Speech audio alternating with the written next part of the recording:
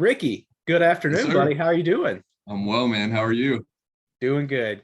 Cannot complain. It's a wonderful spring day in Texas. I appreciate you taking the time to Thanks for sit and having me. chat with me today.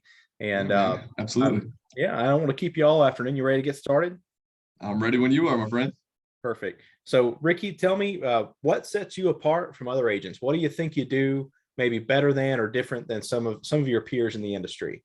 I think I guess I kind of have to answer it this way, is it I'm not necessarily trying to set myself apart from people in the industry. More or less, I'm trying to work more with people in the industry. What I do different, I don't, I know all the same things that everybody else knows, right? All the contracts and such, so on and so forth. But I think that bringing some authenticity to the table and being who I am, which I think is important for all agents, but you see it a lot. We try to wear a mask sometimes, and that's understandable. But I do think I give it to people real. I have fun. I am not your suit and tie realtor, so I'm not going to show up in a suit and tie. I'm pretty laid back. I think for me, it's more of building the relationship than it is selling the home. I think to build a relationship with somebody to become their realtor for life is more important than selling a house or helping somebody buy a house. I want to be the guy that you're always thinking about. You know what I mean? House, got it. Call Ricky.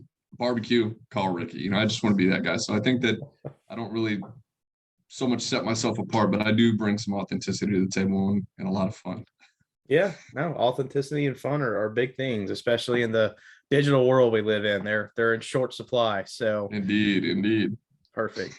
Well, Ricky, briefly describe to me maybe your most challenging real estate experience and what you did to overcome or resolve that challenge. Well, I can't take all the credit. Of course, I work as a team with Chris Thompson, so he and I always face these things together. So shout out to Chris Thompson. Uh-huh.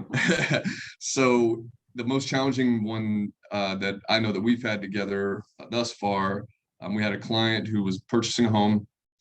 We went to close. Home was not ready. Long story short, she ended up being in a hotel for about 3 months, close to three Oh, months. shoot. We paid for the hotel. Of course, there was some reimbursement, but of course, we put money out without knowing. We, man, it was just really tough because we never had really a solid fixed date after that. It was just kind of up in the air. So 3 months later, we're finally getting through the process, and I go to do the final walkthrough. Well, I did the pre-final walkthrough without the client because I was like, let me just go check. Get to the house. House had been broken into. All of the appliances had been taken, and I was standing there going, okay, because it took them 90 days to finish. Not really the home; it was minor stuff, So I'm Yeah. thinking in my head, there's no way. We resolved it. Thank goodness. I called the guy and I said, I'm standing here. There's no back door in the house. We have no appliances, and all the lights have been cut out. Oh They my got it done God. in a day. But I think the way that we were able to get through it, other than just putting money out and staying on top of those things, was just to be there for the client. Yeah. Again, making sure that she was okay, if she felt uncomfortable where she was, making sure that they were, whatever it was that they needed.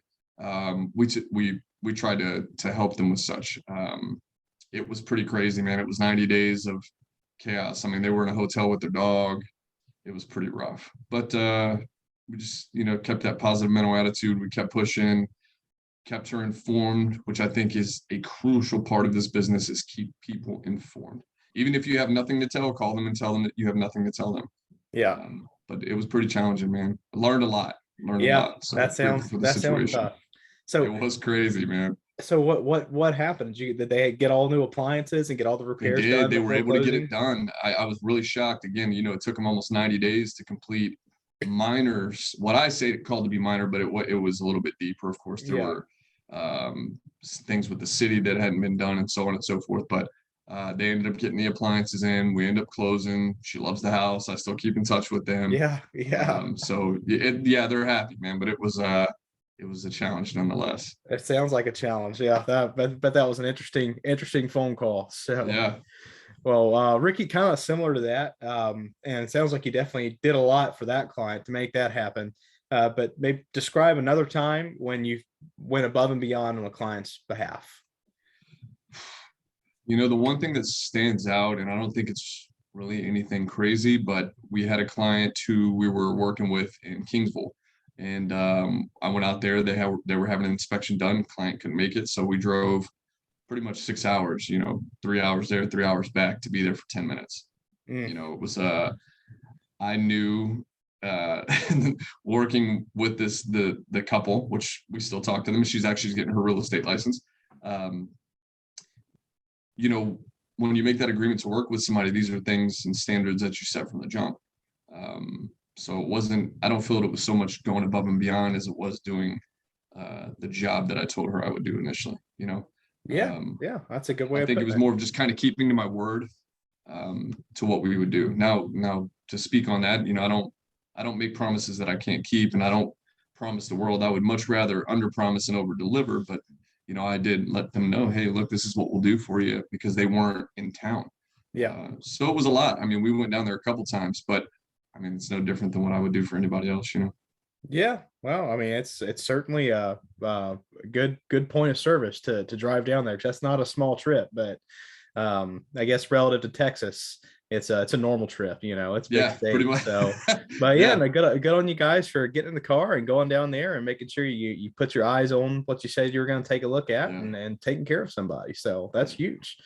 Well, Ricky, I appreciate you giving me your time this afternoon. Thank you. Always a pleasure to sit down and chat, and certainly look forward to staying in touch with you. So, but Absolutely. I'm Thanks, gonna let Blake. you, yes, sir. I'm gonna let you run and get back to what you need to get back to. All right, man. So, Thanks. yes, talk to you later.